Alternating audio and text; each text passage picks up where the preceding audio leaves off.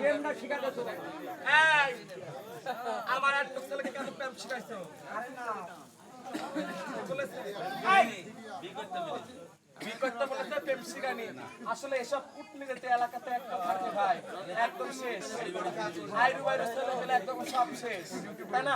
হয়তো ভাই আমার ছেলে, আমি মা, আমার সন্তানকে বোঝালে অবশ্যই বুঝবে।